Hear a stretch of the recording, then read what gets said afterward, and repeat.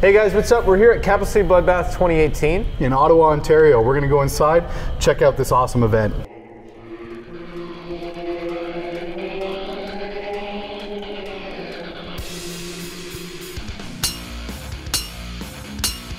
Anvil of War.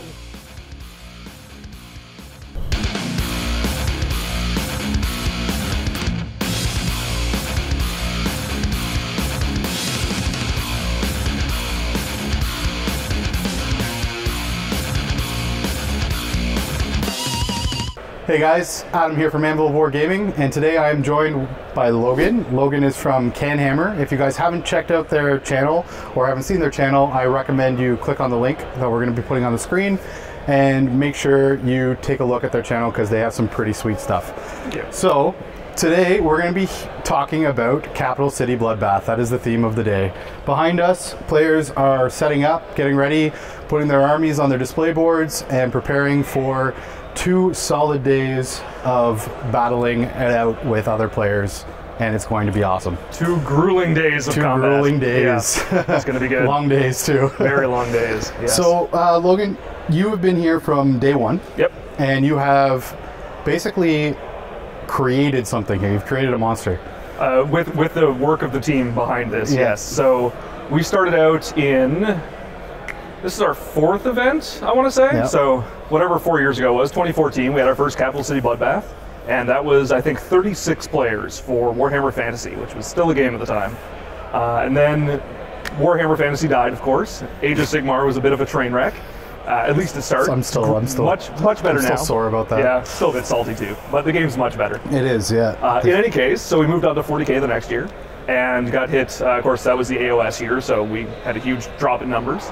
And then the next year was when 8th edition came out last year, 8th edition 40K. So again, an edition change.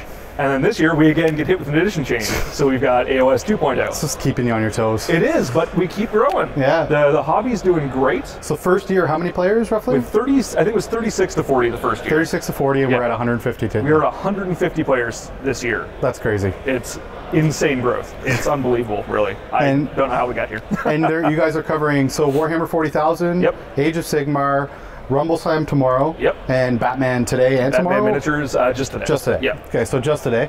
And yeah, as you can see behind us, the sheer amount of tables, terrain, I guess everybody in the community kind of bands together, and this thing just grows every year. Yes, it really does. We've got folks that have come in from Arizona, Australia, I think someone's here from Iowa, I want to say. We usually have a couple Brits that come over for this. The entire Buffalo crew is up. A bunch of guys from the Far East and Quebec are here. So everyone from all over is coming out to this. So why don't you walk us through some of the vendors that are here today, because we know our buddies over at Sequence Comics and Gaming. I've got to give them a shout out because they're our sponsors on our channel. So in addition to Sequence, we've got Extreme Tabletop Gaming is sponsoring a couple tables we've got. So they're on table 1 and 2, so they're going to be in our recordings.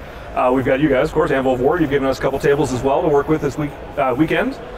We've got Basement Collective have given us, I think, 5 or 6 tables across a couple events as sponsorship. And then we have Max Dubois from Hellfire Gaming out in Quebec City, who is sponsoring us. He's done some prize support, some swag, and he's got a booth here as well. Awesome. And we have a long list of other sponsors. I am not the person who's privy to all that information, but when you guys see Darren on here later on, he will give you the full rundown. We'll make sure we get your guys' plugs in. And Hammerhead Gaming from out in California is also sponsoring us. Really? Yes. Yeah, Tony hooked us up with some swag to from out in California. Yeah. From the halfway across the world, basically. Halfway across the world for an event in Ottawa, Ontario. So, catered. You guys are bringing food in for everybody. Catered lunches both days. I think we got like sandwiches and pizza or something tomorrow. But yeah, all rolled into the price. You're here for 6 rounds of gaming, basically in total about 18 hours of gaming. And yeah, catered lunch both days. We had free water for everyone. So try to keep you company. We got nice carpeted floors this year, tables. And when you guys get a shot of the venue later on, you'll see there is no need to, what's the term, moon landings? Yeah. You're not going to rub butts with any gamers here. No, lots of space, and that's the best part about this. Our motto with this event has always been, this is the event that we run that we wish we could play in. Whoever wins 40K will be the first to heft the Canhammer. and we're going to use that from year to year. So let's talk about kind of some of the stuff going on at the 40K event. I'm more of a 40K player. I'm expanding slowly into Age of Sigmar. Yeah. And I would love to see more 40K stuff going on. So this is a huge eye opener for me. I love it. Yeah. In terms of 40K players, like what are some of the lists we're seeing today? Well, I think we're seeing a lot of knights. Of course. I think almost every table has at least one knight on it. Yeah. It's pretty crazy. A lot of knights, and people playing knights are playing multiple knights. And that's been the same with tournaments all around recently since that codex came out. It seems like almost like pure strain knights. You know what I mean? Like you see a lot of more so. Like I was expecting to see a little bit more of the guard kind of CP farm. Well, I think you do see a lot of CP farms in various lists. Yeah. As an Imperial player, 108 points to run a CP farm, it's almost too good to pass up. We're seeing a lot of knights, and there's a lot of Eldari too. Really? How many Eldar players today? If you count Eldar, Drukari, all those Eldari factions, there's a lot. There's probably the second commonest. Wow. Sort of faction representation. I know I saw my friend Joe from Extreme Tabletop Gaming. He was running his Ynnari list, but he's added some Dark Eldar into there. Yeah. Obviously. Again, same thing, right? Like if you have an ability to stop anybody's stratagem for the sake of a small battalion, which also gives you 5 CP to do that, it's like a no-brainer almost. Exactly. So, yeah. One army that we're kind of seeing a lack of here, and obvious reasons, but makes me sad, orcs. Yeah. Don't worry. Give it another 2 months. 2 months, and you're going to see a lot of orcs. All those, just like the Dark Eldar players have come out of the woodwork now, you're going to see a lot of boys flying around. Where are the war bosses? Yeah, and they're going to be strong, because if you already have like 180 models, and now you give them the chance to, I don't know, re-rolls or fight again, or it's going to be mayhem. Yeah. And what's the deal with Tesseract vaults? I think I've seen 7 or 8 Tesseract vaults here at the event. Yeah, today. we've got Brandon. You placed 3 Tesseract vaults. Somebody's just playing 1. I think there's a couple players with 3 Tesseract vaults, so it's still a strong list. Yeah. I've been victim of 3 Tesseract vaults, and it hurts. I was sleeping on that unit. I knew they were good, but I didn't expect to see that many. So.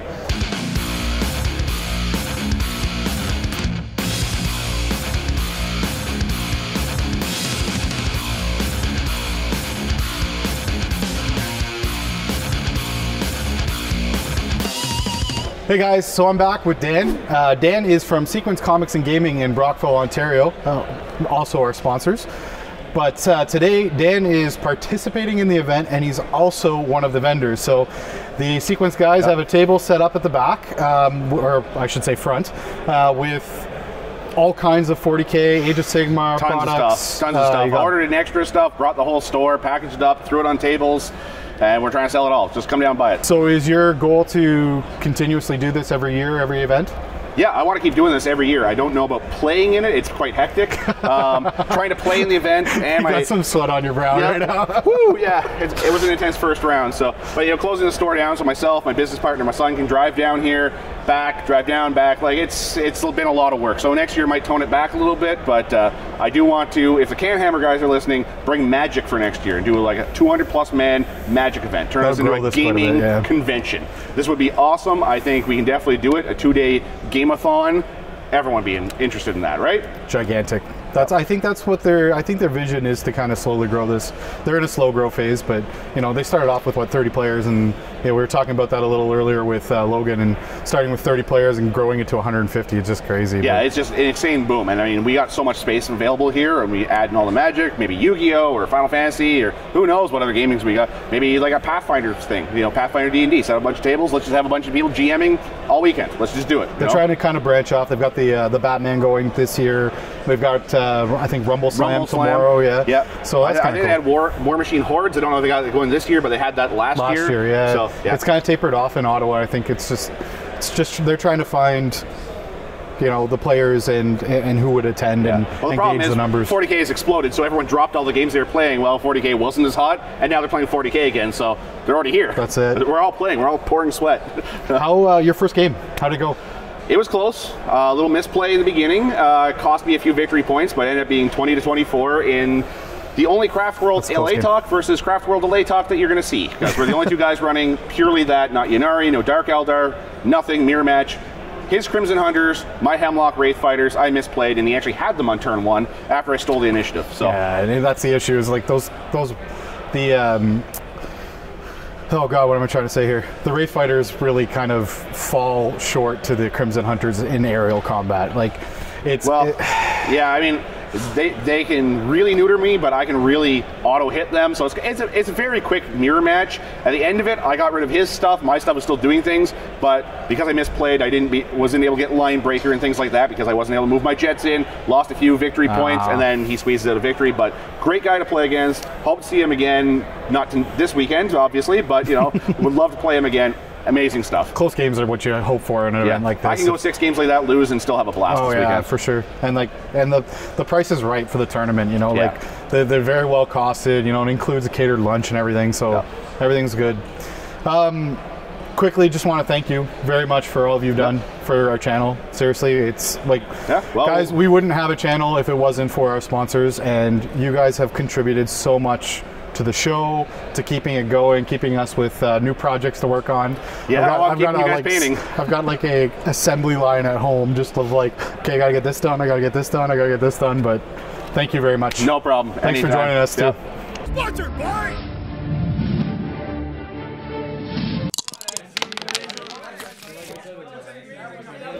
Teaser! There's also some videos on the screen and down below.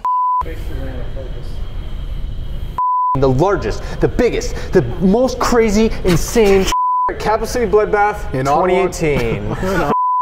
What's up, guys? Capital City Bloodbath 2018.